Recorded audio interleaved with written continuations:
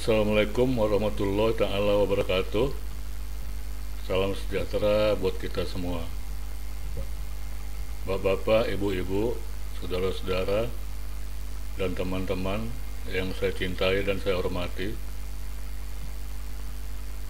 Pada kesempatan kali ini, saya ingin memberikan wawasan atau pengetahuan tentang tukak lambung. Sebenarnya tentang tukak lambung ini sendiri sudah pernah saya ulas pada video-video saya sebelumnya, tapi itu hanya bersifat sedikit menyinggung saja gitu ya, tidak begitu lengkap gitu ya. Tapi kali ini saya ingin memberikan yang agak lebih lengkap ya, supaya lebih paham lagi tentang apa sih yang disebut dengan sakit tukak lambung gitu ya. Karena mungkin orang yang kena emah, asam lambung, itu biasa juga bisa terkena tukak lambung atau radang usus besar ya. Itu sama itu, penyebabnya sama ya, yaitu berasal dari asam lambung ya. Baiklah, saya mulai saja dengan pengertiannya ya. Jadi tukak lambung itu adalah merupakan suatu kondisi yang ditandai dengan adanya luka yang nyeri ya pada lapisan lambung. Tukak lambung merupakan bagian dari kelompok penyakit ulkus peptikum ya, yang dapat terjadi pada lambung maupun usus halus. Ulkus atau ulcer itu sendiri adalah nama lain daripada luka ya. Jadi luka itu biasa disebut di kalangan kedokteran itu sebagai ulkus atau ulcer ya. Demikian ya. Tukak lambung itu sendiri terjadi apabila produksi lapisan lendir tebal yang melindungi lambung dari cairan saluran cerna atau dari cairan asam lambung ya mengalami penurunan ya. Jadi sehingga istilahnya lapisan lendir yang menjaga dinding lambung ini akhirnya berkurang gitu ya, tidak terlalu banyak. Jadi hal ini ya bisa membuat asam lambung ini merusak jaringan yang melapisi lambung gitu ya, yang kemudian menyebabkan timbulnya ulkus ya, suatu ulkus atau ulcer atau luka gitu ya.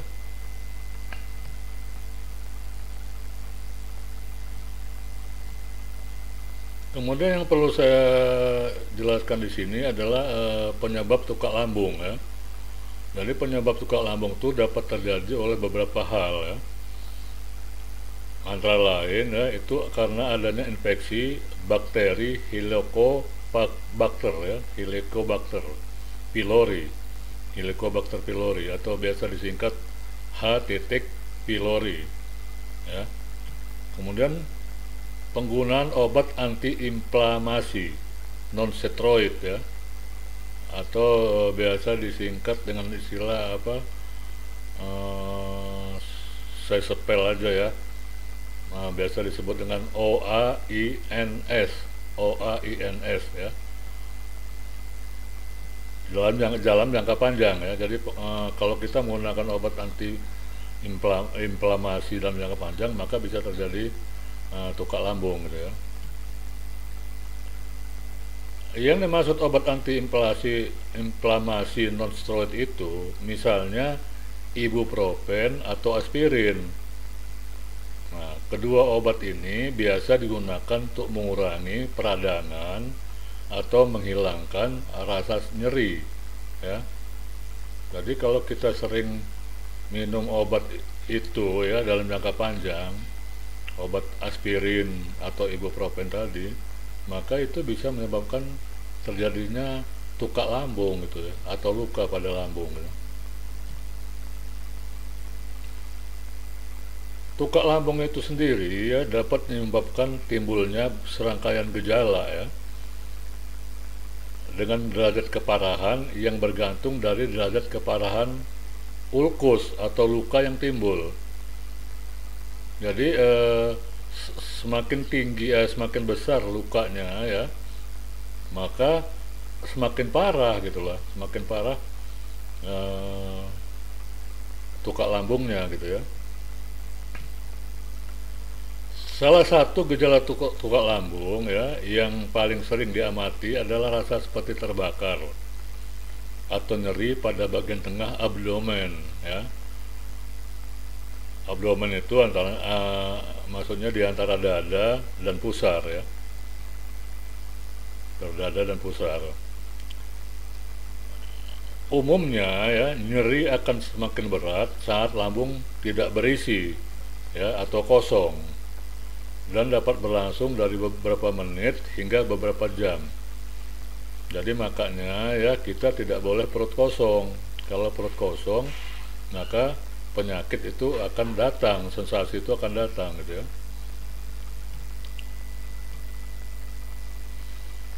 Kemudian ya beberapa tanda ya atau gejala dari tukak lambung ya itu dapat dijumpai seperti berikut ya, di bawah ini gitu ya. Pertama, rasa nyeri tumpul di perut. Kemudian kedua, penurunan berat badan. Ketiga, tidak mau makan karena nyeri. Keempat, mual dan muntah ya. Kemudian kelima, rasa begah. Keenam, mudah terasa kenyang ya. Kemudian bersendawa atau terjadinya reflux asam lambung. Jadi bersendawa atau terjadi seolah ada yang mau keluar gitu ya dari kerongkongan kita gitu ya. Nah itu reflux asam lambung. Kemudian nyeri ulu hati. Nyeri ulu hati itu dibarengi dengan rasa terbakar ya di daerah dada ya. Kemudian nyeri yang membaik setelah makan atau minum atau setelah kita mengkonsumsi antasida. Antasida itu misalnya contohnya ya Proma ya, Milanta ya. Kemudian munculnya anemia yang ditandai dengan adanya rasa lelah ya, sesak napas atau kulit yang pucat. Jadi kalau orang yang terkena tukak lambung itu karena adanya luka di lambungnya, maka mengakibatkan dia anemia ya atau kurang darah.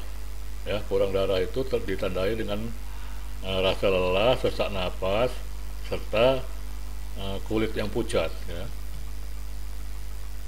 Kemudian feses yang gelap ya seperti aspal ya.